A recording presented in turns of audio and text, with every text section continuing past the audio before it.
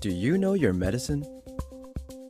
Weed Maps and SC Laboratories bring you an educational series on the science of clean and safe cannabis.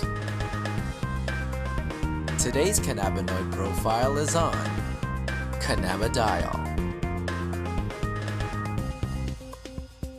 Cannabidiol, or CBD for short, is the second most prominent compound found in the cannabis plant. A lot of the medical benefits of cannabis that are attributed to THC or other cannabinoids are actually due to the CBD content of the cannabis. It has very strong anti-inflammatory properties. And not only does it help suppress inflammation, but there was a study that showed that it also helps the body to not make the chemical that causes inflammation. So it actually has somewhat of a preventive role. Cannabidiol has also been found to have anticonvulsant properties in that it can reduce the seizure threshold for a number of patients. I've had my own patients who have said that once they started using CBD-rich strains, they have found that they have had less episodes of their seizures. CBD is synthesized in the plant through the same pathways as THC, CBC. It starts out as geranyl pyrophosphate and olivetolic acid. Those two compounds join together through an enzyme-catalyzed reaction. Cannabidiolic acid, CBGA, is the starting material for CBDA, THCA, and CBCA. So CBDA synthase, if it's found in large enough amounts, will take this cannabidiolic acid and make it into cannabidiol carboxylic acid, which is CBDA. CBDA is CBD with a carboxylic acid attached to it. Now, with heat or through time, this carboxylic acid will naturally release from the compound, as it is very unstable, and become CBD. This process right here, where we lose this carboxylic acid, happens at about 80 degrees Celsius. A number of studies were done where they actually gave patients an overdose of THC to see what would happen when they then added CBD. And CBD completely turned around the negative effects of an overdose of THC without changing the levels of THC in the blood. So that means that CBD exerts its own medicinal, just doesn't reverse THC, it actually has its own medicinal properties. CBD has been found to cause cancer cells to what we call commit suicide while preserving the normal cells. And what appears to happen is it appears to bind to the receptors on the cancer cells, which then induce the cancer cell to kill itself. Cannabidiol has also been found to be what we call biphasic in terms of sleep. So at low doses, it's what we call alerting. It kind of keeps you awake.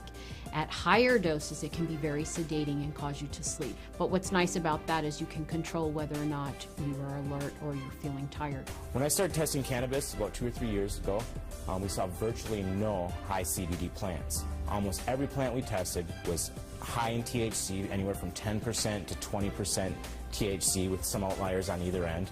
Some plants would have maybe 1% CBD at the max, 1.5% CBD at the max. Now that we've been testing for a while, we see anywhere from 8 to 15% CBD and maybe 5 or 6% THC in these strains. Some strains we get a 50-50 ratio. It can happen in all different ratios, but what it is it's a recessive gene in plants.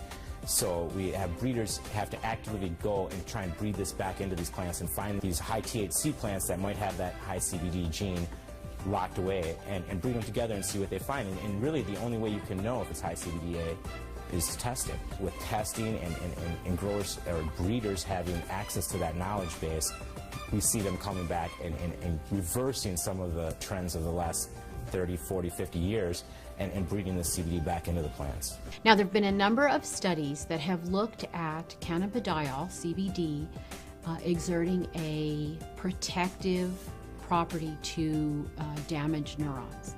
And it appears that in the studies, CBD protects the nerves by inhibiting the process by which nerves are damaged. CBD has also been shown to protect against brain injury. When patients or lab animals have had a brain injury, CBD appears to protect the brain from damage that occurred to the nerve cells.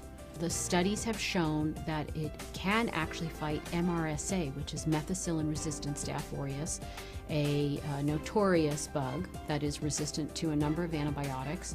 A topical application of cannabis was able to fight the infection, and the MRSA was eradicated from that infection site. SC Labs tests for CBD with a high-performance liquid chromatograph, also known as an HPLC. There's two different ways you can test for cannabinoids. It's either with an HPLC or with a GC. If you hear of someone testing with other methods, it's probably not a scientifically validated method. But the problem with the GC is that the GC uses heat to test for these cannabinoids. And as I said earlier, all the acidic cannabinoids are very sensitive to heat. So the GC can give you no information about the acidic cannabinoids. It can only tell you about the non-acidic cannabinoids. The heat is decomposing these compounds. It's definitely decarboxylating all of them. And you're trying to measure it as these compounds are in a state of flux. And that's just, it's kind of fuzzy.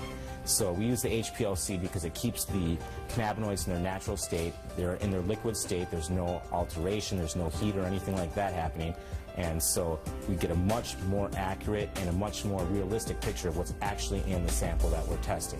One of the important things for people to understand about cannabidiol is it is not psychoactive. That means it does not change your mood, your mentation, the way that THC has psychoactive properties and can actually cause what we call the high. CBD does not do that. For patients who are not interested in the THC effect but are interested in the CBD effect, this is a terrific choice for them to have.